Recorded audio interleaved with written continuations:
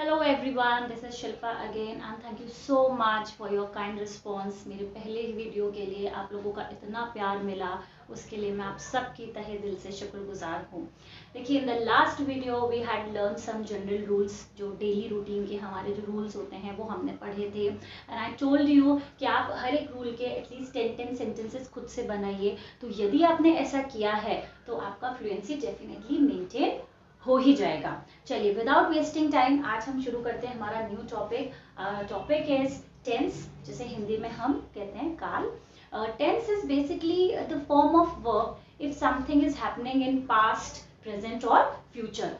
कोई भी जो क्रिया है वो भूतकाल, भविष्य काल या वर्तमान काल में अगर हो रही है तो वो जो सेंटेंसेस होते हैं वो कहलाते हैं आप टेंस से रिलेटेड सेंटेंसेस होते हैं। हर एक टेंस का अपना जनरल जो भी रूल है वो होता है। और बेसिकली अगर देखें तो टेंस 3 टाइप्स के होते हैं, past tense, present tense and future tense. और इन तीनों टेंस के भी 4 पार्ट्स होते हैं। Simple tense, continuous tense, perfect tense and perfect continuous tense.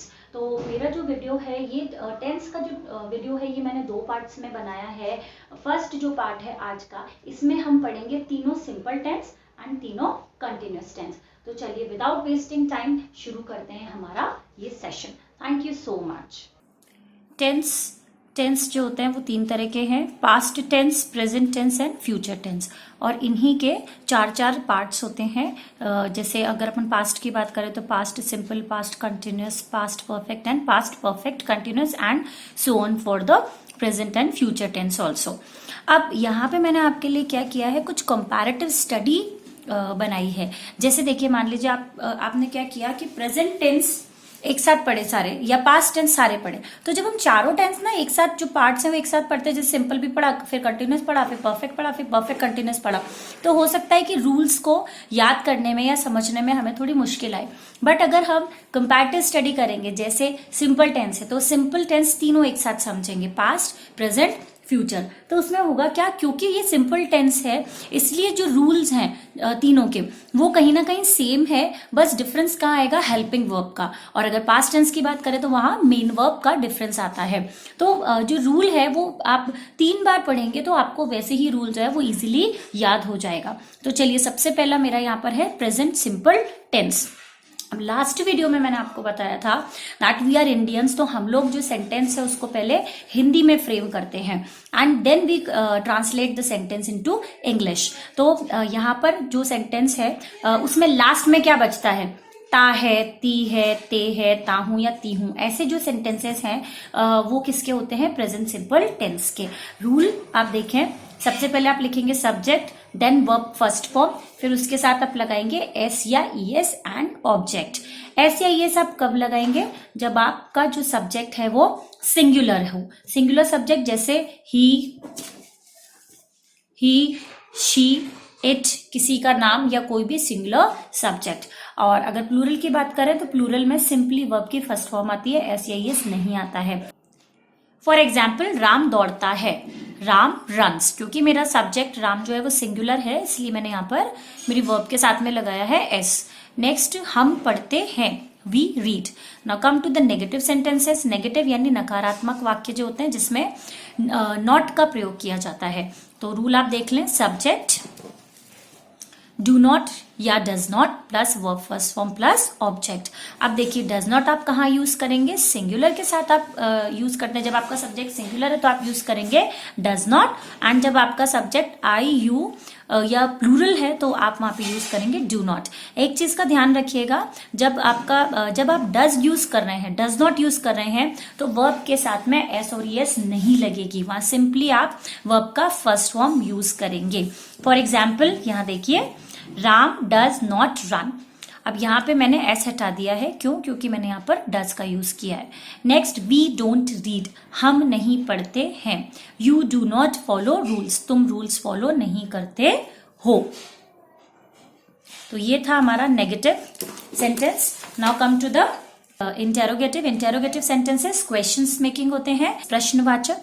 इसका आप रूल देख लें, डू या डज ये हेल्पिंग वर्ब होगी पहले, then subject, then verb first form, object and question mark. For example, क्या राम दौड़ता है, does Ram run, question mark. क्या हम पढ़ते हैं? Do we read? Question mark. Now come to past simple tense. Past simple tense का जो रिकॉग्निशन है सेंटेंस को आप हिंदी में कैसे पहचानेंगे? लास्ट में आ, ई, ए या फिर या, ये, ई अगर ये आता है तो आपका जो सेंटेंस है that will be of past simple tense. Rule की अगर अपन बात करें, सबसे पहले आप subject, then verb second form and then object. Example, Sohan ने मुझे बुलाया। अब यहाँ पर लास्ट में या आया है, दैट मीन्स जो सेंटेंस है वो किसका है? पास्ट सिंपल का। Sohan called me, second form हमने यूज की यहाँ पर कॉल की, सोहन कॉल्ड मी। नेक्स्ट, हम सबने खूब मस्ती की, we all enjoyed a lot. Next, उन्होंने एक नया घर खरीदा, दे, उन्होंने के लिए आप यूज करेंगे दे, उन्होंने के लिए आप यूज करेंगे they bought a new house.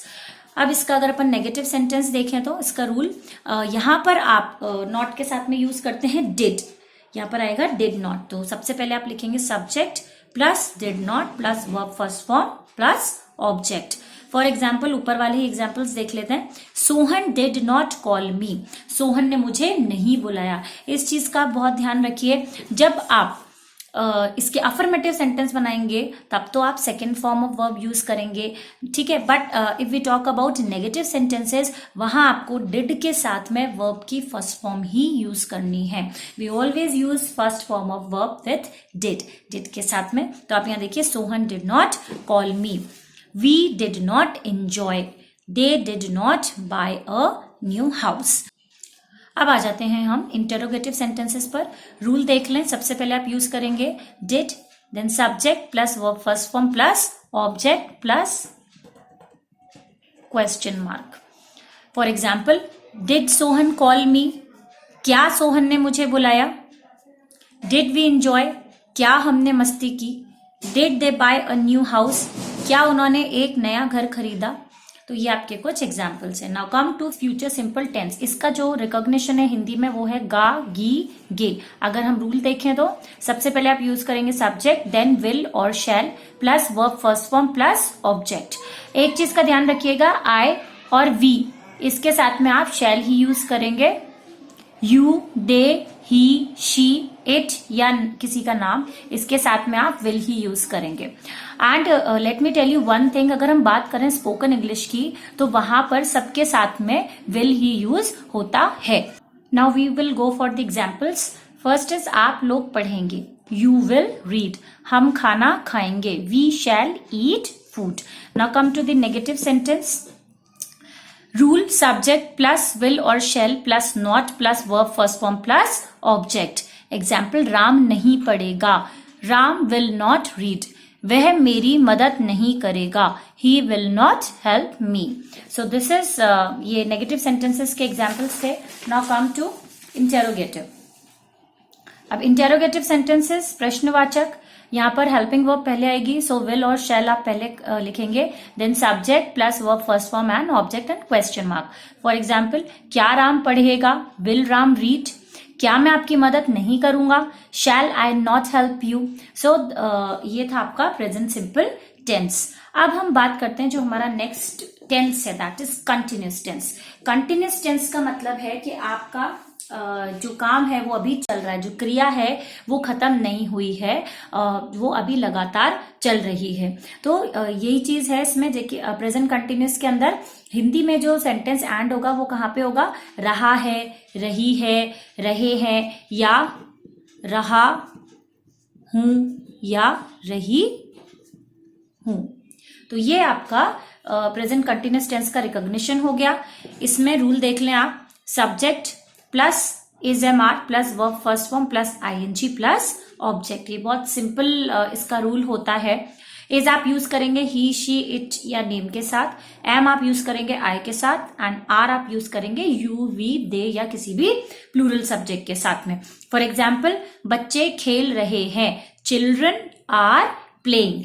Next, Sita कपड़े धो रही है, Sita my subject, Sita is my subject, कपड़े धो रही है, सीता क्योंकि सिंगुलर है, किसी का नाम है, इसलिए उसके साथ में हम यूज करेंगे is, Sita is washing clothes. Now come to negative sentences. Negative sentence में सबसे पहले आप लिखेंगे subject, then is not, are not, am not. plus verb first form plus ing plus object.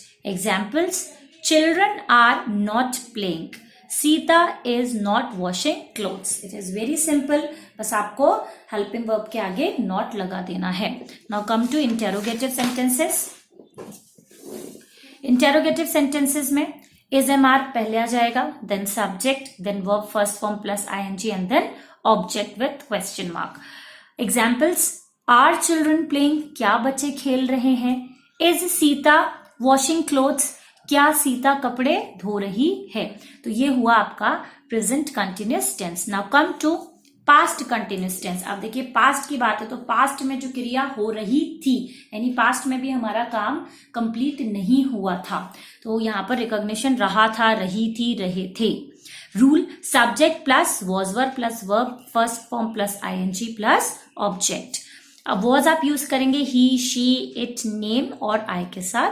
वर आप यूज करेंगे यू, वी, दे या किसी भी प्लूरल सब्जेक्ट के साथ में. एग्जाम्पल्स: मैं खाना खा रहा था. I was eating food. वे जयपुर जा रहे थे. They were going to Jaipur. Now come to the negative sentences. इसका रूल देखें: subject plus was were not. Was not आएगा या वर नॉट आएगा plus verb first form plus ING plus object. For example: I was not eating food. मैं खाना नहीं खा रहा था. They were not going to Jaipur. वे जयपुर नहीं जा रहे थे. Now come to interrogative sentence. Interrogative में आप देखें वॉज वर्ब पहले आ जाएगा plus subject plus verb first form plus ING plus object and question mark. Example: was I eating food? Were they not going to Jaipur? So this was our past continuous tense. Next हमारा जो tense है that is future continuous tense. Future continuous tense में देखिए future में जो काम चल रहा होगा वहां आपका यूज होगा फ्यूचर कंटिन्यूअस टेंस. तो इसका रिकॉग्निशन रहा होगा, रही होगी, रहे होंगे. अगर रूल देखें तो यहाँ पर सब्जेक्ट प्लस विल और shall plus be plus verb first form plus ING plus object. Examples हम देख सकते हैं: राधा गाना गा रही होगी. Radha will be singing a song. कल सूरज निकल रहा होगा. Sun will be rising tomorrow. अगर नेगेटिव देखें तो नेगेटिव में आपका subject plus will shall plus not plus be plus verb first form plus ING plus object. For example: Radha गाना नहीं गा रही होगी. Radha will not be singing a song. हवा में बादल नहीं तैर रहे होंगे. The clouds will not be floating in the air. Next is interrogative. Interrogative में आप देख लें रूल देखें: विल शैल पहले, then subject plus be plus verb first form plus ING plus object and question mark. For example: क्या लड़के सो रहे होंगे. Will the boys be sleeping. अब इसमें क्या क्या के लिए मैंने यूज किया यहाँ पे मेरा helping verb will, then subject the boys, be and helping verb plus verb first form. तो ये था देखिए हमारा आज का जो सेशन था. आज हमने 2 टेंस कर लिए हैं. तीनों ही सिंपल टेंस हमने पढ़े हैं और तीनों ही कंटिन्यूअस. नेक्स्ट जो सेशन होगा will go for perfect and perfect continuous tense. अभी आपको क्या करना है, now this is the time you can start making paragraphs. आप पैराग्राफ बनाना शुरू कीजिए. जैसे अगर अपन प्रेजेंट सिंपल की बात करें तो आपको जो कि डेली रूटीन होता है, मैं सुबह इतने बजे उठता हूँ, देन मैं जॉगिंग पे जाता हूँ, फिर मैं ऑफिस के लिए तैयार होता हूँ, तो ये सब आप प्रेजेंट सिंपल की हेल्प से बहुत इजीली बना लेंगे. पास्ट सिंपल की हम बात करें तो you can go for any of your past incidents. जैसे how did you celebrate your last birthday. तो इस तरह का कोई भी पास्ट का आप इंसिडेंट्स ले लें और उसको पास्ट सिंपल की हेल्प से ट्रांसलेट करने की कोशिश कीजिए. फ्यूचर आप कल क्या करेंगे तो वो आपका फ्यूचर सिंपल और कंटिन्यूअस के साथ में हो जाएगा. इसके अलावा प्रेजेंट और पास्ट और फ्यूचर कंटिन्यूअस जो है उसके भी आप कंटिन्यूएशन वाले जो सेंटेंस होते हैं हिंदी में वो पूरा पैराग्राफ में लिख के एंड देन उसको ट्रांसलेट करने की कोशिश कीजिए. तो इट इज़ लाइक जितना आप प्रैक्टिस करेंगे ना उतना ही आप फ्लुएंट होते जाएंगे. आपका एक कंफर्ट जोन जो है वो बनता जाएगा बहुत अच्छा इस लैंग्वेज के साथ. तो आज के इस वीडियो में इतना ही. मिलते हैं हमारे नेक्स्ट वीडियो में. Thank you so much.